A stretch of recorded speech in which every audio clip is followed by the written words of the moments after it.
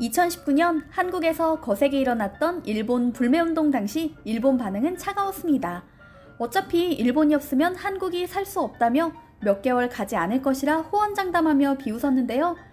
당시 요미우리 신문 등에서도 한국의 일본 불매운동을 관심있게 지켜보며 여러 차례 보도했었죠. 요미우리 신문은 이번 불매운동은 오래가지 못했던 과거와 다르게 장기화 양상을 띠고 있다며 일본 제품 구매에 주저한다는 응답률이 80%에 달한다는 한국갤럽의 조사 결과도 활용해 기사화했습니다. 한국의 불매운동은 유니클로, DHC 등 일본 기업의 매출에 직격탄을 날렸을 뿐만 아니라 일본 여행 보이콧으로 이어졌습니다. 불매운동 이후 한국인 관광객의 일본 여행 예약은 80% 가까이 떨어진 것으로 알려졌는데요. 뿔난 일본 정부는 한국인 관광객 대신 중국인 관광객을 유치해 힘쓸 계획이라고 밝혀서 공분을 사기도 했습니다. 일본 관방장관은 한국인 관광객이 줄어들고 있다는 기자들의 지적에 대신 올해 중국인 관광객이 11% 늘었다라며 큰 피해가 없을 것이라고 주장했었죠. 사실 일본의 중소도시는 관광으로 먹고 산다고 해도 과언이 아닐 정도로 관광업에 큰 비중을 두고 있습니다. 그런데 한국인 관광객이 사라지자 일본의 지방 소도시들이 텅 비게 된 것이죠. 중국인들은 보통 대도시 중심으로 여행하기 때문입니다. 이런 상황에서 적반하장으로 일본인들은 한국인을 향해 분노를 쏟아냅니다. 이처럼 정서적인 반감뿐만 아니라 경제적인 손실까지 겹치면서 일본 내에서 주춤하던 혐한 운동도 다시 고개를 들게 됐죠. 최근 일본에서 눈길을 끄는 기사가 하나 떴습니다. 기사의 내용은 한국 없이 살 수 없다고 말하는 일본인들이 늘어나기 시작했다라는 것이었는데요. 우리는 일본 없이 몇 년째 잘 살고 있는데 대체 무슨 일이 벌어지고 있는 것일까요? 이 기사는 서두에서 설문조사 결과를 제시합니다. 세계 최대 규모의 숙박 예약 사이트 부킹닷컴에서 실시한 조사였는데요.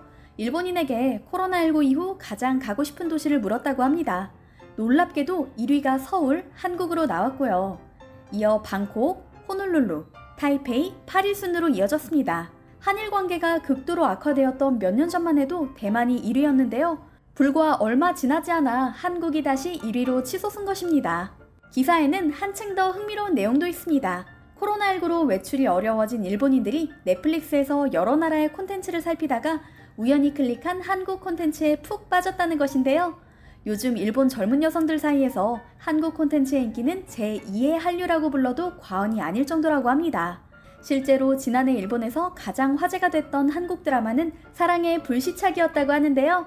많은 일본 여성들이 현빈의 실제 나이를 알고 깜짝 놀랐다고 하죠. 이 드라마를 통해 현빈을 처음 알게 되어 푹 빠진 사람도 많다고 합니다. 신분이 다른 사랑은 물론 국경을 넘은 사랑이라는 통 큰 스케일 등 다양한 재미 요소를 가진 사랑의 불시착. 일본인 기자는 이 현상을 놓고 일본이 한국발 사랑의 불시착 늪에 빠졌다고 표현합니다. 그뿐만이 아니라 기사에서 최근 일본인들이 빠진 한국 콘텐츠의 다양한 사례를 드는데요. 이태원 클래스, 더킹 영원한 군주, 사이코지만 괜찮아 등 우리에게도 익숙한 드라마들이 등장합니다. 최근에는 넷플릭스에서 볼 수 있는 대작 드라마가 일본에서 인기라고 하는데요. 무시무시한 제작비로 알려진 빈센조 같은 작품은 도저히 드라마라고 생각할 수 없을 정도로 높은 퀄리티라며 일본인들이 극찬하고 있다고 말합니다. 또한 한국 드라마는 한국을 경험하고 싶게 만든다라며 여러 가지 사례를 듭니다. 사랑의 불시착에서 손예진이 맛있게 먹은 프라이드 치킨, 그녀가 사용하는 화장품 같은 것들은 한국에 대한 흥미를 극도로 끌어올린다는 것이죠. 극중 손예진이 바르는 앰플은 실제로 일본 온라인 쇼핑몰 라쿠텐에서 세일을 할 때마다 인기 순위 상위를 기록하고 있다고 합니다. 웹툰도 젊은 일본인들의 문화와 생활 깊숙이 파고들었다고 말합니다. 2018년 기준 일본 만화 시장에서 웹툰이 차지하는 비율은 50%. 웹툰을 제공하는 앱의 매출 순위를 살펴보면 기가 막힐 정도입니다. 1위, 2위, 4위가 모두 한국 기업이거든요. 라인, 카카오, NHN이 이미 일본 시장을 장악했다고 해도 과언이 아닐 정도입니다. 라인의 일본 수익은 218억엔, 우리 돈으로 2,300억 원쯤 됩니다. 그리고 이런 한국 플랫폼이 주로 서비스하는 것이 한국 작가들의 웹툰입니다. 일본의 대표적인 영자신문 더 재팬타임스는 일본 만화의 위치를 위협하는 가장 큰 요인이 한국의 웹툰이라는 기사를 게재했습니다. 이 기사에 따르면 최근 6개월간 일본 만화앱 1, 2위를 차지한 것은 한국 웹툰 작가 야옹이의 여신강림과 박태준의 외모 지상주의였다고 하는데요. 수십 년간 유지되어 온 일본 만화의 아성이 한국 웹툰에 꼼짝없이 눌린 것입니다.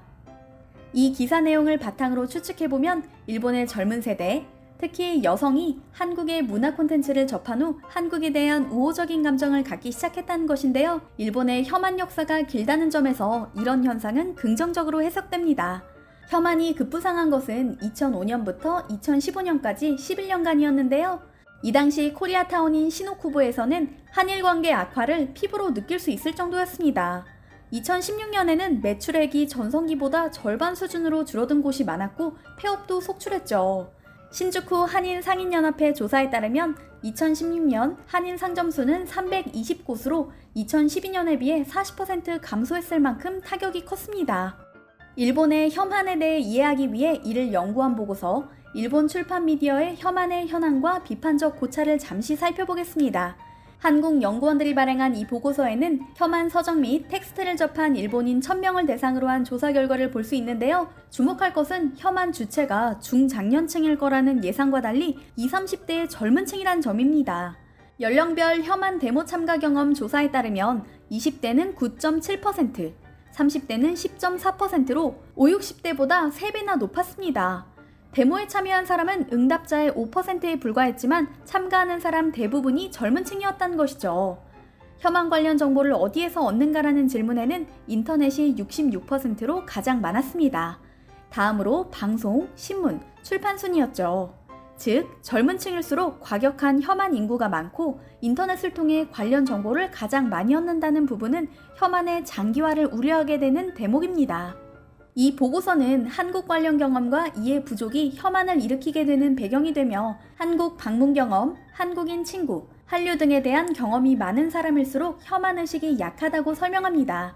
또한 일본 사회에 만족하지 않을수록 아베 정권을 지지할수록 혐한 데모에 참여하는 횟수가 많다고 해석하고요. 즉, 한국 문화에 자주 노출되며 이에 대해 우호적 감정을 지닌 사람은 혐한 가능성도 작아진다는 것이죠. 이런 측면에서 최근 일본 젊은이들의 한국 콘텐츠 사랑은 긍정적으로 해석됩니다. 앞서 보여드린 일본인 기자의 기사는 이렇게 마무리됩니다. 코로나 사태 이후로는 일본에서 한국을 키워드로 한 것이 유행하고 있다. 원래 한국에 자주 다녔던 사람들은 한국에 못 가서 굶주렸고, 사랑의 불시착을 계기로 한국에 관심을 가진 사람들은 가보고 싶어하며 설레어한다. 일본 여성 중 많은 수가 한국을 좋아하고 코로나로 인해 오히려 늘어난 느낌도 있다. 비록 한일 관계가 좋지 않더라도 코로나19 수습 이후 가고 싶은 나라는 한국인 것이다 라고요. 문화 강국 한국. 일본은 우리의 주요 타깃이 아니지만 일본의 젊은이들이 한국의 콘텐츠에 빠지기 시작한 것은 이제 부정할 수 없는 사실이 되었습니다. 앞으로 이 현상은 더욱 강화될 것으로 보입니다.